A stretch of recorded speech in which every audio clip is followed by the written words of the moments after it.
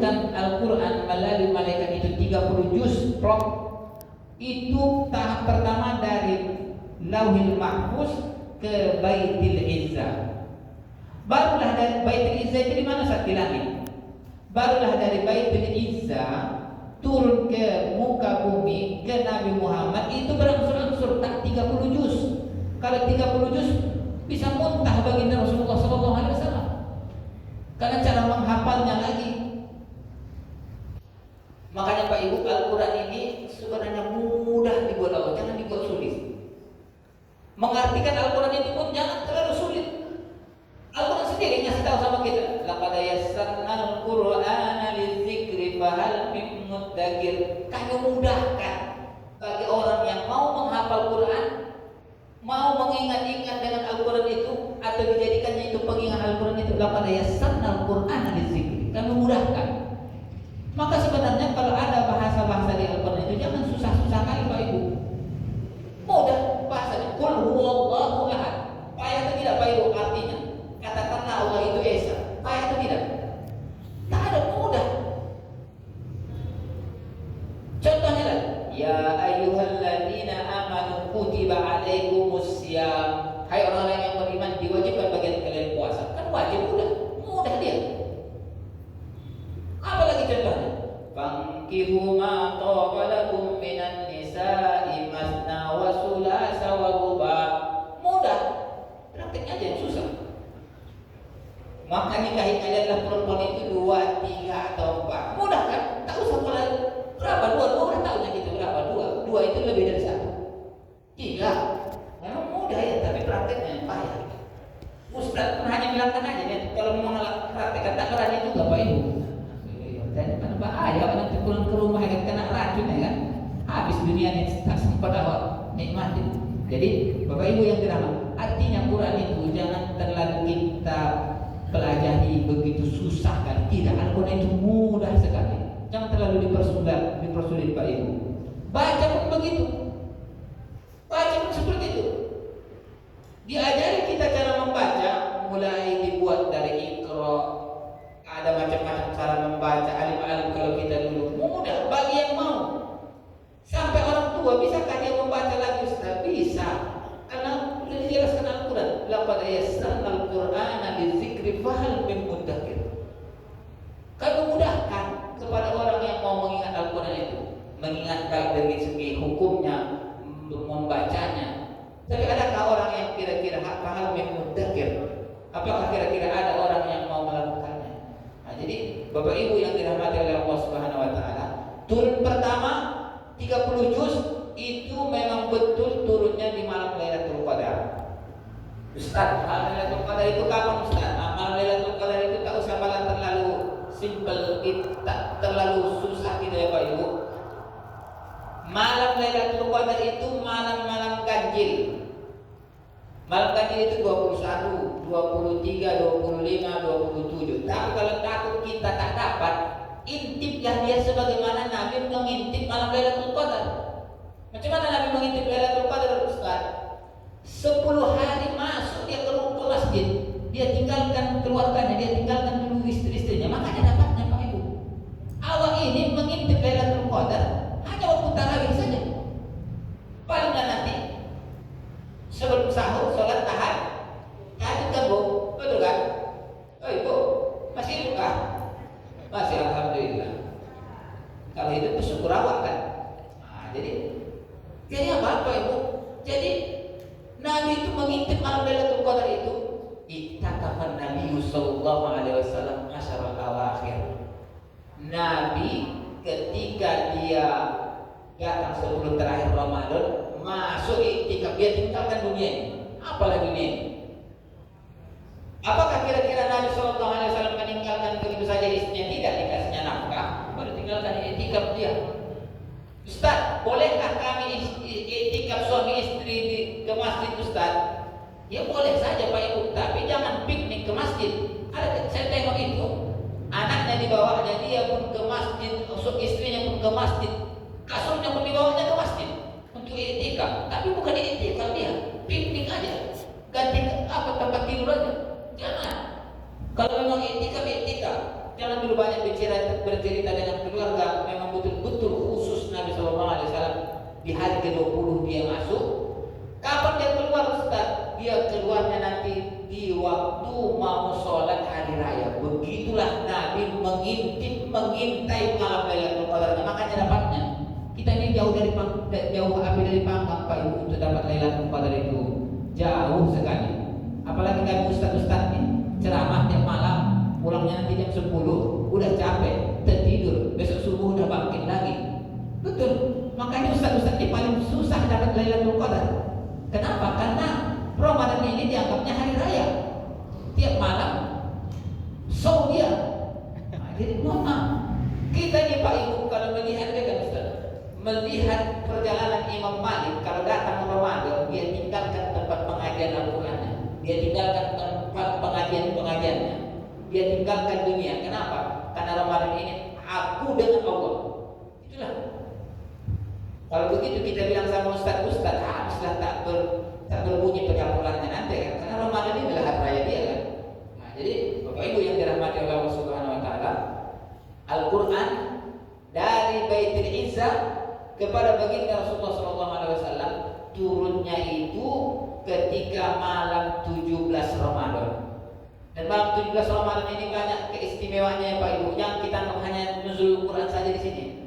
Di malam 17 Ramadan kata Al-Quran menyebutkan bahwa inna anzalnahu fi lailatul qadr wa ma adraka ma lailatul qadr lailatul qadri khairum min alfi syahr tanazzalul malaikatu war-ruh.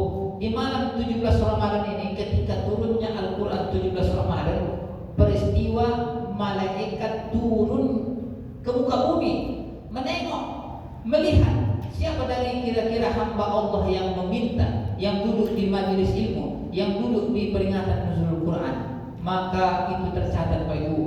Nah, bukan sembarangan malam 17 Ramadan ini. Dan di malam 17 Ramadan inilah umat Islam mendapatkan perang kemenangan pertama, namanya perang Badar Kubro.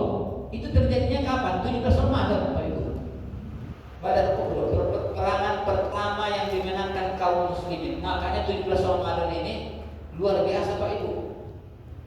Kenapa? Karena 17 Ramadan ini ada keistimewaan yang diberikan Allah Subhanahu wa taala.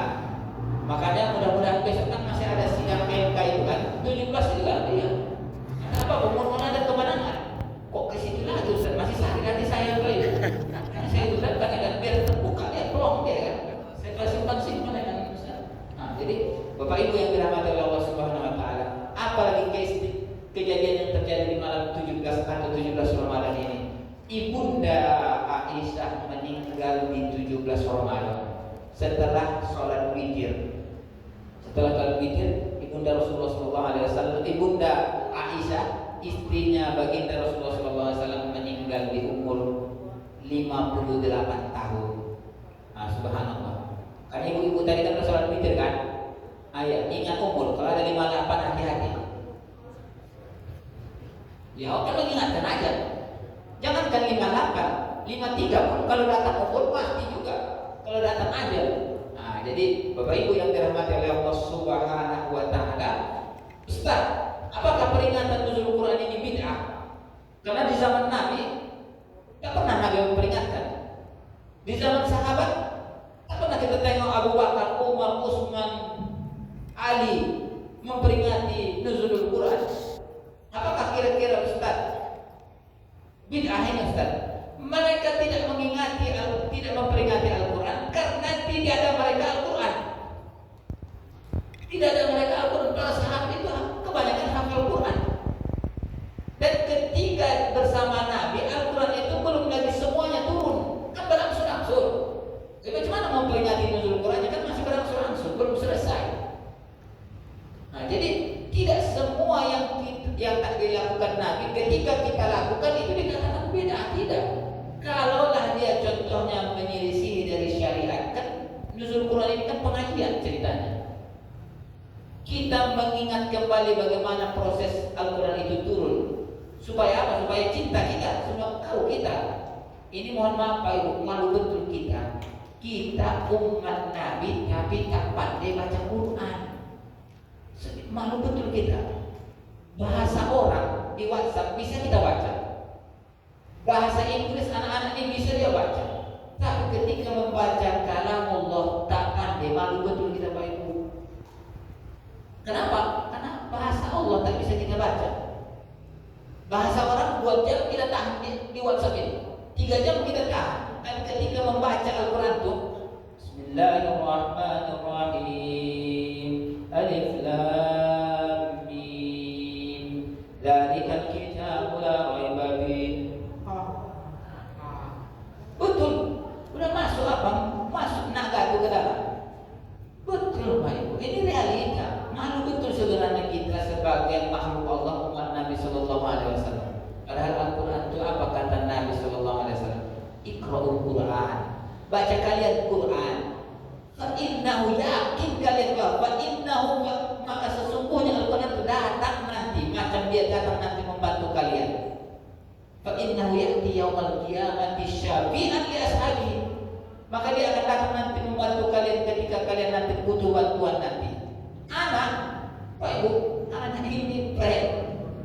Betul, di dunia saja sekarang mereka lupa sama kalau dia dapat pacar orang itu. Iya kan? Betul kan?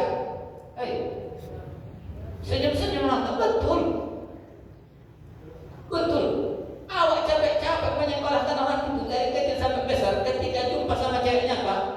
Akulah milikmu, kamulah milikku. Itu yang dibilang anaknya. Betul.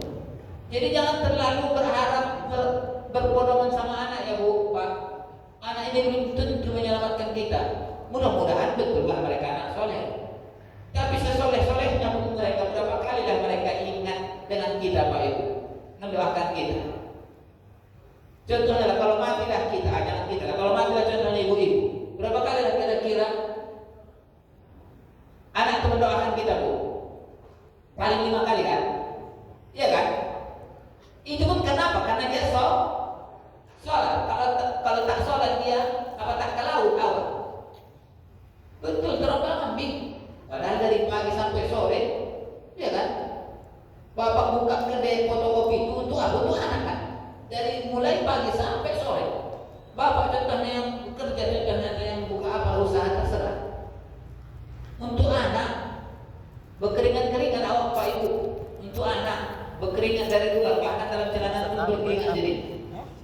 Untuk anak, tapi ketika kita meninggal, apakah kira-kira mereka jaminan kira-kira nanti mendoakan kita? Belum tentu Pak Ibu. Tapi Al-Quran sudah dijelaskan Nabi, baca kalian Quran itu pasti datang.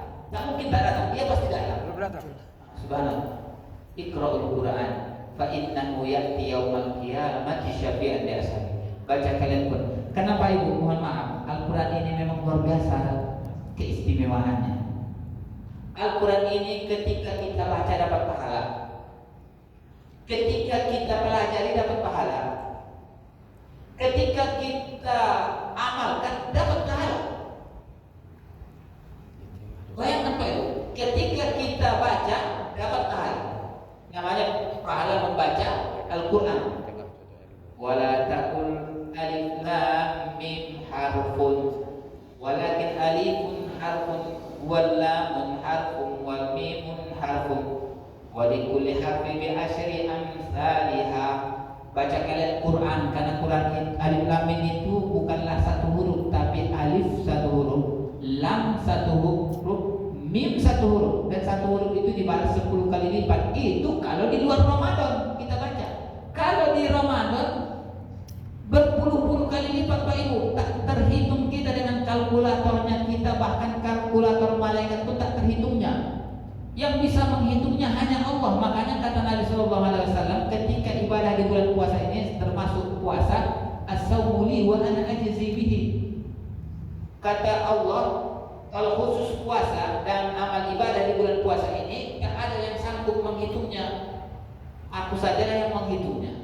Nah, bayangkan Pak Ibu. Makanya malu betul kita di malam 17 ini belum kita mengkhatamkan Al-Quran. Kita tunggu kapan? Kita tunggu malam ke-20-an. Ibu-ibu ini sudah sibuk. Itu sibuk ini kue tunjuk, ya kan? Kue Jangan terlalu banyak kali dibeli kue 7 tuh Bu. Kenapa? Karena yang memikirkan bayarnya kami ini nanti. Iya, ibu ini kan hanya tinggal nunjuk-nunjuk aja kan, yang bayarkan kami. Kalian pusing kan? Rajin syawal kan. Nah, jadi ya kalau sudah pusing kami itu mencepatkan kematian. Betul. Betul. Ini kenapa kira-kira lebih cepat mati laki-laki dengan perempuan? Karena laki-laki ini lebih cepat stresnya. Bukan karena siapa, karena istrinya banyak kali utang. Ya betul realitanya Pak Ibu. Ini jantung kita ini Pak Ibu, jantung kita kata orang ahli jantungnya. Ini jangan terlalu berdebar terlalu cepat dan terlalu lama berdebar ya Pak Ibu. Kenapa? Karena kalau jantung kita ini berdebar terlalu cepat dalam waktu yang lama dia bisa berhenti. Makanya terakhirnya serangan jantung. Yang membuat jantung itu berdebar kencang ada dua kata orang kesehatan. Saya bukan saya dokter, tapi kata orang kesehatan. Yang pertama karena jatuh cinta. Itu berdebar lebar. Kalian ini kalau jatuh cinta, berdebar itu jantung juga. Itu kalau kalian sampai 1 minggu jatuh cintanya terus bisa mampus kalian. Itu. Contohnya lah. Contohnya waktu ketemu sama bapak itu dulu Pak Ibu kan berdebar jantung kita itu kan. Waktu jumpa pertama kali, waktu ijab kabul kan berdebar itu. Kalau tuan tadinya tak menikahkan kita 1 harian apa tak mampus gitu. Yang kedua kapan jantung berdebar melebihi normalnya ketika jatuh tempo. Jatuh tempo kredit, tukang kaki. Iya kan? Apa tak berdebar apa? Udah datang jatuh tempo. Nah, jadi Bapak Ibu jangan kalau cinta sama suami itu jangan banyak kali main kue tunjuk karena ujung-ujungnya itu nanti. Nah, jadi Bapak Ibu yang dirahmati oleh Allah Subhanahu wa taala, wa nunazzilu minal qur'ani ma huwa syifaa'un wa rahmah. Kami turunkan Al-Quran itu bukan hanya sekedar untuk dibaca, tapi Al-Quran itulah luar biasa nikmatnya Al-Quran ini. Makanya Pak Ibu kita tengok orang ahli Quran itu enak aja hidupnya. Kami ini ustaz ketika melihat keluarga yang hafal Quran itu, ini bukan ngangkat telur kena ustaz dari sini, tidak. Nikmat kita tengok orang itu. Kenapa?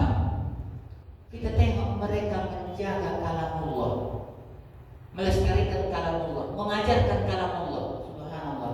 Apa tak luar biasa nanti derajatnya nanti di surga nanti. Subhanallah. Jadi Pak Ibu, maka luar biasa. Makanya kata Nabi sallallahu alaihi wasallam, orang yang hafal Quran ya'ti yaumil qiyamati tajun min dhahabin liwalidayhi. Nanti orang yang hafal Quran maka dia akan memakaikan mahkota kepada kedua orang tuanya. Subhanallah. Karena apa? Karena yang dia jaga kalamullah. Nah, subhanallah. Jadi Bapak Ibu, Al-Quran ini luar biasa. Dari segi apa pasti ada di dalam Al-Quran. Mau kehidupan ada di dalam Al-Quran. Mau tentang ketauhidan Al-Quran kalau intinya. Qul huwallahu ahad, Allahu samad. Ini kan ketauhidan. Ketahui apalagi tentang sesuatu yang datang dari muka bumi ini kepada kita untuk memudaratkan kita, tak akan bisa kalau tidak izin Allah. Di mana itu disebutkan di dalam Al-Quran. Nah, jadi apa? Yang mengangkat kita menjadi pemimpin siapa? Allah. Siapa yang menyebutkan Al-Quran? Betul Pak Ibu. Yang menurunkan siapa? Allah. Jadi Pak Ibu, kalaulah kita kira-kira baca, kita tahu maknanya, maka semuanya ada. Itu tentang ketauhidan kepada Allah. Tak bergerak sesuatu di muka bumi ini kecuali izin Allah. Siapa yang menyebutkan itu? Al-Quran. Tentang ibadah disebutkan ibadah sholat ada. Wa aqimus sholata wa atuz zakata warka'u ma'ar raki'in. Mau tentang zakat ada. Ini sekarang bulannya zakat ini Pak Ibu. Bulan zakat ini kan dia. Dari mana kita berpedoman? Al-Quran tengok. Nah Bapak Ibu mohon maaf, zakat ini bukan milik kita, tapi harta yang dikasih Allah sama kita. Tapi ada pesan Allah sama kita, ini 2,5%, ini tolong kasihkan titipanku kepada yang berhak menerimanya. Makanya jangan terlalu sombong kali kita Pak Ibu. Dikasih Allah 100 juta kita dalam 1 tahun ini. Itu dikasih Allah sekaligus titipannya 2,5%. Kasihkan titipan saya ini kepada orang yang berhak menerimanya. Makanya Pak Ibu, karena kita berkoar-koar, pemerintah korupsi, memakan harta rakyat, kita pun memakan harta saudara kita juga. Zakat itu yang 2,5% itu dikasih Allah kita 100 juta. Nah kita keluarkan 2,5%, bahkan kita makan pula. Apa tak memakan harta rakyat juga? Kita memakan juga. Memang betul lah pemerintah makan itu, tapi kita pun kita sadari diri kita ini. Kalau tak kita keluarkan zakatnya, kita pun memakan harta orang. Nah, jadi Pak Ibu, kalau zakat itu tak usah susah-susah. Sudah dijelaskan di dalam Al-Quran, innamas shadaqatu lil fuqara. Makanya Al-Quran ini Pak Ibu lengkap selengkap-lengkapnya. Ada zakat, ke siapa dikasih sudah ada. Innamas shadaqatu lil fuqara wal masakin wal amilina 'alaiha wal mu'allafati qulubuhum wa fir riqabi wal ghalibin wa fi sabilillahi wa manas sabil fariidatan minallah. Jadi apa? Sesungguhnya zakat itu dikasihkan kepada 8 asnaf. Kita tak usah lagi membicarakan tentang zakat fitrah. Zakat fitrah ini Pak Ibu, nah ini mohon maaf kepada panitia atau amil zakat, jangan terlalu capek kali dengan zakat fitrah. Zakat fitrah ini remeh-temeh aja. Orang yang tak sholat pun pasti akan dia bayar zakat fitrahnya. Betul. Kenapa? Karena dia tahu itu pertama mudah, tak kalah berharga, dia sedikit. Yang kedua tahu dia puasanya nanti tergantung kalau tak dibayar zakat fitrahnya. Semua orang akan membayarkan Pak Ibu. Tapi zakat fitrah ini berapa lah? 2,5 kilo. Kalau diuangkan sekitar 50.000. Nah, jadi panitia jangan terlalu dihabiskan waktunya mengurusi zakat fitrah orang. Zakat fitrah ini yang macam mana pun kira-kira bacanya pasti ingat dia bayar zakat fitrah. Yang perlu kita kira-kira ingatkan itu, motivasi itu adalah zakat harta. Kenapa? Karena zakat harta ini yang Pak Ibu yang paling banyak efeknya.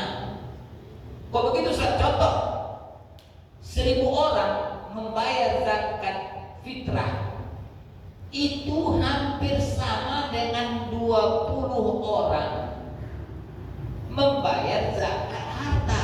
Bayangkan. Dan hartanya pun tak usah kita anggap miliaran, Bu. 100 juta aja. Kok begitu? Saya lihat contoh. 1.000 orang membayar zakat fitrah. Satu zakat fitrah kita anggap 50.000 kali 1.000 berarti 50 juta, iya kan? 50 juta. 1.000 orang macam apa? Macam panitia KPPS awal satu kecamatan atau satu desa, 1.000 orang apa tak lita awal sampai malam takbiran pun luar biasa capeknya panitia ini. Betul kan Pak Ibu? Iya. Yang dapat berapa? Cuma 50 juta. Coba kalau dapat kita 20 orang kaya yang mengeluarkan zakat fitrahnya, tak usah banyak-banyak miliar, 100 juta aja. Ada depositnya 100 juta. Itu kan diambil 2,5%, berarti 2,5 juta kali 20 rumah dapat awal, berarti 50 juta. 20 orang ini satu malam bisa kita diskusikan tak capek-capek sampai malam takbiran. Nah, makanya kita mohon maaf ini karena besar-besarnya salah cara berpikirnya. Yang selalu dicokokkan itu zakat fitrah. Jangan zakat harta. Kenapa? Karena zakat harta ini banyak kali orang mengeluarkan karena banyak dia Pak Ibu. Jangankan orang yang tak pandai, yang ustaz pun karena lebih hartanya, karena dia tentang zakatnya itu terlalu banyak. Nah, tapi ingat, zakat ini bukan milik bapak, bukan milik saya dan bukan milik ibu, milik yang sudah ditentukan Allah, titipan Allah. Nah, ini kasih nih. Ini ku kasih 100 juta bagimu, tapi ada titipanku, seolah-olah begitulah kata Allah, kasihkan ini kepada yang berhak menerimanya. Siapa yang berhak menerimanya? Innamas shadaqatu lil fuqara, orang fakir. Ustaz, bolehkah kira-kira janda mendapat zakat ini Ustaz? Janda tak boleh kecuali janda miskin. Iya kan? Boleh. Kalau karena miskinnya dia Pak, karena fakirnya. Tapi kalau janda pirang hati-hati kita. Ayo, contoh. Ayo. Baru Bu, bolehkah ibu? Karena kan ada bertanya Ustaz, kalau aku tak kasih ke ambil zakat itu kenapa rupanya Ustaz? Langsung saja aku kasih ada tetanggaku janda. Tak ada keluar, tak ada yang menafkahi dia. Hidupnya pun pas-pasan, anak banyak. Bolehkah Ustaz, aku kasih zakatku ini Ustaz, atau zakat fitrah ini, ku tolak langsung ke dia Ustaz tanpa melalui perantara masjid? Boleh, tidak masalah. Tak apa-apa Bu, manakala ada zakat ibu atau fidyah puasa, ada orang tua yang tak puasa, udah kasihkan aja. Tapi saran saya yang mengkasihkan itu ibu, jangan suami disuruh ke janda itu, pulangnya nanti lama dia. Ya karena kejahatan sekarang bukan karena niat si pelaku kan, tapi karena ada kesempatan. Nanti bertolong pulang dia nanti, kalau bahasa Mandailing dia bertolong pulang dia nanti. Nah, jadi Bapak Ibu yang dirahmati oleh Allah Subhanahu wa taala, begitulah Al-Qur'an mengatur hidup kita ini. Dari segi ibadah, sholat tadi sudah ada. Zakat tadi apa? Puasa ada. Bagaimana puasa? Subhanallah. Wa man kana maridan aw ala safarin fa iddatun min ayyamin ukhra. Wa 'alal ladzina yutiqunahu fidyatun ta'amu miskin. Orang yang berpuasa wajib iya, tapi kalau dia sakit atau contohnya dia musafir, kan dia jelas betul Al-Qur'an ini. Jadi kalau ada orang mengatakan tak ada di dalam Al-Quran, bukan tak ada di dalam Al-Quran, otaknya yang tak ada. Karena Al-Quran itu kalamullah, dia yang tahu mengatur hidup kita ini. Tak ada dalilnya itu di dalam Al-Quran. Otaknya yang tak sampai memahami Al-Quran itu ya ada. Otak kita ini kan kecil Pak Ibu. Maka Al-Quran itu ada menjelaskan kita secara jelas, gamblang, ada secara tersirat. Nah, seperti itu. Yang tersirat ini itulah dibantu Rasulullah menjelaskannya kepada kita melalui hadis Nabi Sallallahu Alaihi Wasallam. Jadi Bapak Ibu yang dirahmati Allah Subhanahu Wa Taala, makanya kita lihat dari Al-Quran ini luar biasa. Bapak Ibu mohon maaf, tak pun dapat Bapak Ibu dunia ini, tapi dapat Bapak Ibu Al-Quran, itulah selamat dunia akhirat. Subhanallah. Bayangkan, tak dapat kita dunia ini, hidup pun kita pas-pasan, tak masalah. Tapi Bapak Ibu dapatkan Al-Quran itu, maka subhanallah, hidup nyaman kita di dunia akhirat nanti. Kenapa? Di akhirat kita menjadi penolong. Di dunia apa? Di dunia kita diberikannya ketenangan dalam hati kita. Kita tak punya mobil, tapi tenang saja hidup kita. Apa itu mobil? Memang betul kita butuh mobil, tapi ketika ada Al-Quran itu besar dalam diri kita ini Pak Ibu, akhlak kita ini Al-Quran, maka rasanya yang seperti itu biasa saja. Allah, kau kaleng-kalengnya, ya kan? Kan mobil itu kan kaleng-kalengnya juga, ya kan Pak Ibu? Besi-besinya itu kan, besi-besi tua kan? Karena dipoles saja itu dengan nama-namanya itu, dengan cat makanya cantik itu. Makanya ibu-ibu ini pun kalau dipoles dengan salep cantik sebenarnya itu. Contoh lihat, kita ini kan kalau dipoles kan cantik sebenarnya, begitu juga. Jadi tak ada gunanya. Sebenarnya apa? Sebenarnya kaleng-kaleng besinya itu memang betul kita butuh ketika hujan, betul kita mau kepingin naik mobil. Tapi ketika tidak dapat, kita tak menjadi masalah. Kenapa? Karena ada Al-Quran yang menenangkan hati kita. Nah, jadi Bapak Ibu yang dirahmati oleh Allah Subhanahu Wa Taala, Al-Quran untuk jadi penyembuh ada. Yang mungkin dia tak ada uang untuk berobat ke dokter, maka jazabkan Al-Quran itu bisa jadi obat. Bagi yang yakin, wa nunazzilu minal Qur'ani ma huwa syifaa'un wa rahmah. Kami turunkan Al-Quran itu untuk menjadi penyembuh, Pak Ibu. Subhanallah. Al-Quran ini bahkan penolong bagi orang yang mau nikah tapi tak ada mahar. Ya kan? Kalian kan kalau tak mau nikah, tak ada mahar, dekat-dekat dengan Al-Quran. Hei, anak muda, ya kan? Kalian kalau tak ada duit mau nikah, ya kan? Maka ada solusinya, ada. Dekati Al-Quran. Artinya apa? Hafal Al-Quran itu. Maka ketika nanti mau diminta maharnya, maka kupinang kau dengan surah Ar-Rahman. Kan ada kan begitu kan ada. Kita ada duitnya kan? Subhanallah. Jadi Al-Quran ini, mohon maaf Pak Ibu, Al-Quran ini solusi sebenarnya. Kita ada yang meninggalkan Al-Quran ini. Kapan kita baca Al-Quran Pak Ibu? Ketika datang Ramadan. setahun sekali Pak Ibu. Sedih betul kita karena Allah. HP ini 24 jam kita baca tiap hari. Betul atau tidak? Betul Pak Ibu. Tahu realita kita tanya diri kita. Ustaz pun begitunya semuanya. Nah, tapi nggak di sini kita robah. Janganlah kita jadikan Ramadan ini lewat begitu saja. Kita katakan Al-Qurannya Pak Ibu di dalam Ramadan ini. Ada lagi waktu kita nanti di Syawal, mulailah belajar Quran kita. Kita pahami. Dunia ini Pak Ibu sebentar. Dunia ini semakin dikejar, semakin lari dia sama kita. Tapi kalau kita kejar Al-Quran, maka dunia pun akan masuk di dalamnya. Nah, jadi Bapak Ibu yang dirahmati oleh Allah Subhanahu wa taala, mau apa kira-kira yang kita butuhkan di dalam Al-Quran? Tentang jual beli kehidupan sehari-hari ada. Innamal bai'u mislur riba wa ahallallahu al-bai'a wa harrama riba. Sesungguhnya jual beli dengan riba itu mirip-mirip tipis 11-12. Cuma lagi bedanya Allah menghalalkan jual beli dan mengharamkan riba. Hubungan saya.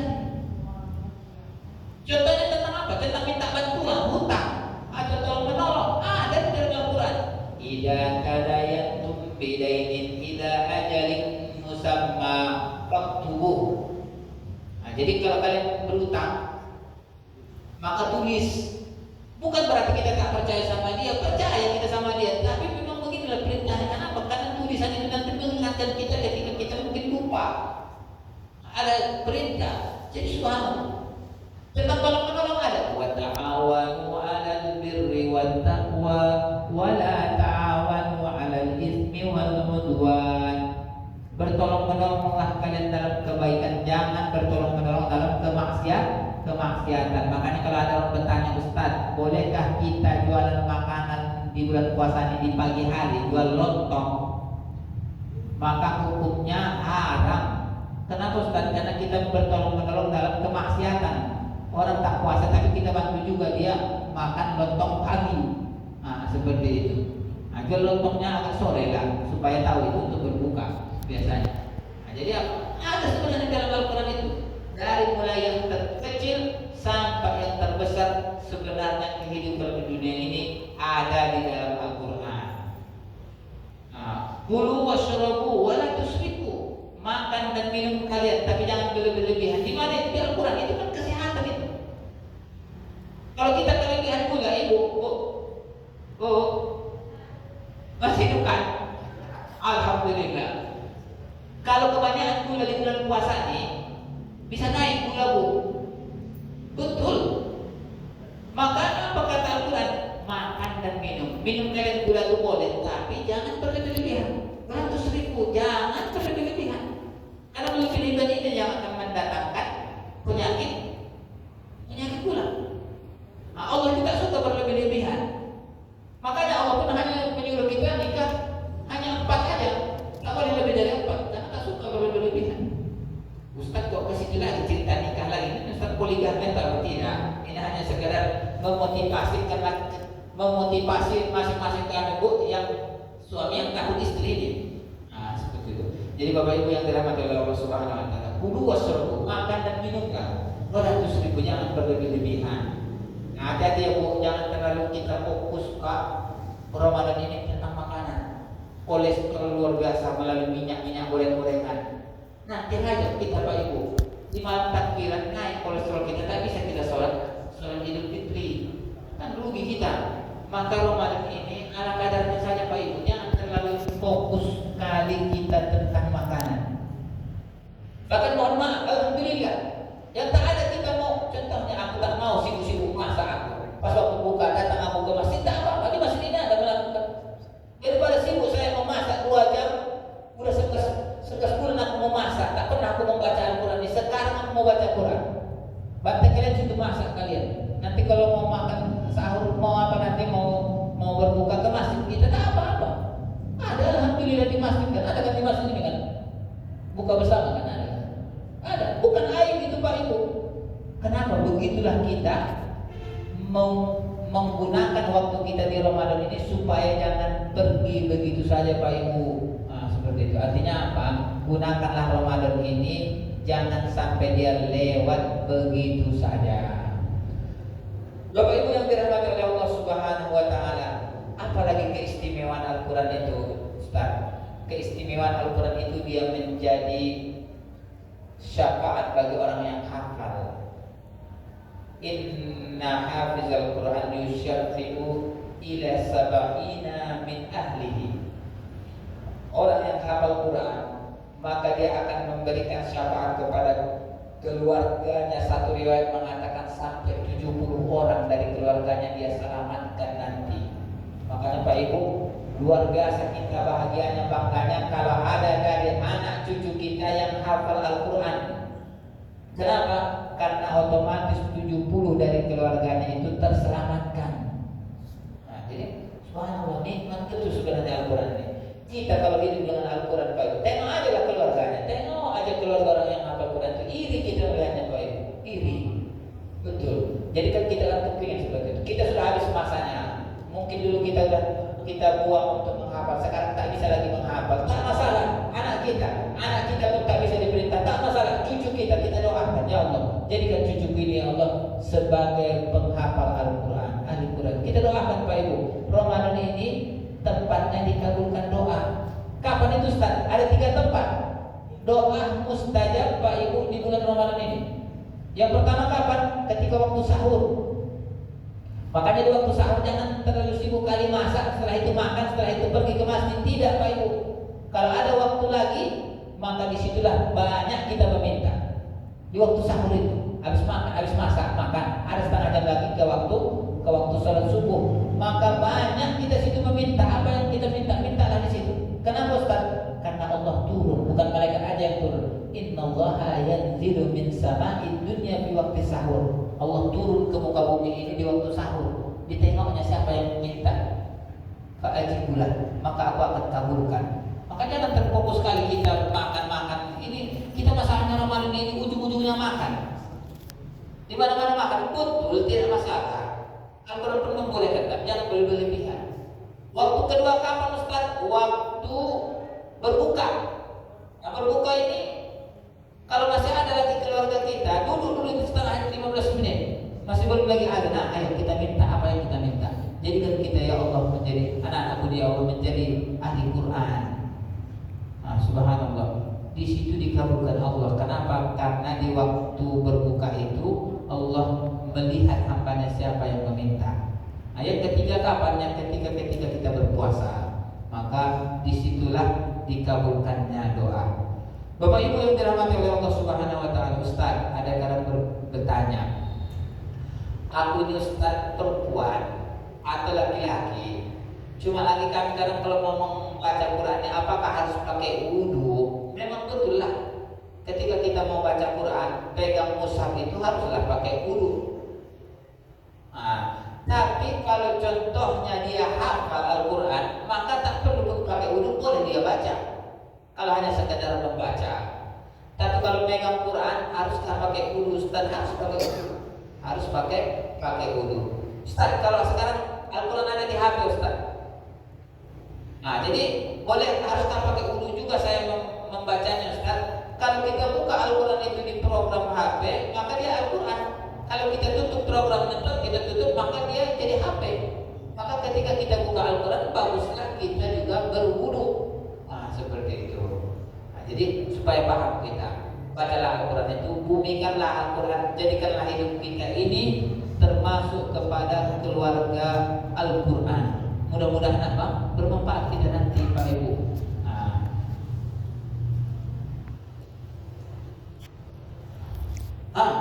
Kata satu mendengarkan saja Wak dapat rahmat, apalagi bacanya. Makanya Pak Ibu, anak kita kan udah tak mau dibaca.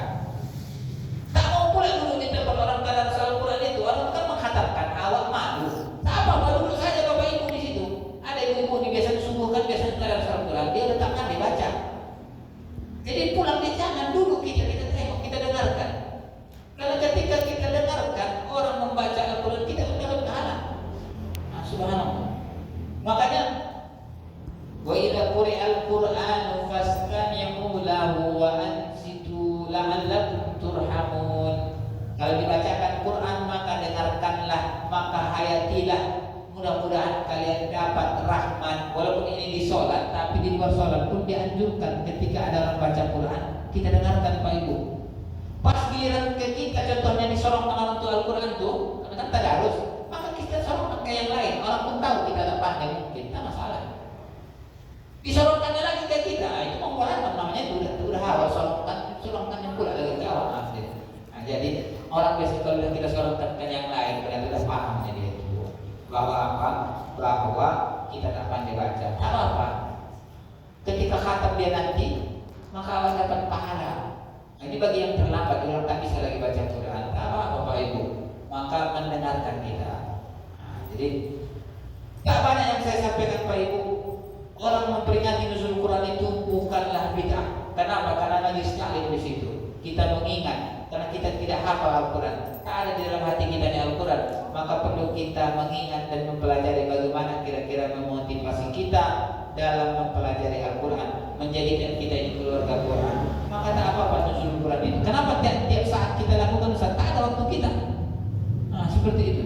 Jadi Bapak Ibu yang dirahmati oleh Allah Subhanahu wa taala, Al-Quran turun di bulan Ramadan. Maka kalau ada orang tak mengkhatamkan Al-Quran di bulan Ramadan, maka rasanya sia-sialah Ramadan ini disebut Ramadan, karena Ramadan ini disebut juga bulan Quran. Jadi Bapak Ibu yang dirahmati oleh Allah Subhanahu wa taala, tak banyak yang saya sampaikan karena besok kita mau lagi bersahur, mau beraktivitas lagi. Mudah-mudahan bermanfaat dan mudah-mudahan Allah berkumpulkan kita di sini. Mudah-mudahan Allah kumpulkan kita pula nanti di surganya Allah Subhanahu wa taala. Amin. Kalau Bapak Ibu nanti masuk surga, tak ada nampak Bapak Ibu nanti saya di sana, minta tolonglah doakan kepada Allah. Ustaz kami yang dulu mengajari kami tentang fadilah Quran itu tak ada, ya Allah, tolonglah. Mana tahu? Biasanya Ustaz ini jangan dianggap dia paling duluan masuk surga. Jangan kita anggap seperti itu Pak Ibu. Bahkan Ustaz ini pula yang paling duluan masuk neraka nanti. Na'udzubillah. Pak Ibu. Makanya betul. Kenapa begitu Ustaz? Ustaz ini, mohon maaf, kita ini kadang ngomongnya saja pandai, melakukannya sama juga dengan macam kalian. Nah, tapi tidak, kita selalu memotivasi. Mudah-mudahan apa? Inna akramakum indallahi atqakum. Sesungguhnya yang paling mulia di sisi kalian bukanlah ustaz, bukanlah petani, bukanlah pedagang, tapi orang yang bertakwa. Di antara kita ini tak tahu kita Pak Ibu, ada yang paling takut kepada Allah Subhanahu wa taala. Maka itulah yang paling tinggi derajatnya. Mudah-mudahan bermanfaat. Tak banyak yang saya sampaikan, karena kalau semakin banyak saya sampaikan bertambah berkurang pula nanti amplopnya ya. Nah, jadi ini Ustaz amplop ini tidak. Saya masih ini udah macam masjid kita sendiri. Ada tak adanya tak masalah. Pokoknya saya hadir ke sini, diberikan Allah kesehatan, berjumpa dengan ayahanda saya, berjumpa dengan kawan-kawan, berjumpa dengan ananda-ananda, berjumpa dengan ibu-ibu. Mudah-mudahan ini menjadi amal ibadah kita. Wabillahi taufiq wal hidayah. Wassalamualaikum warahmatullahi wabarakatuh.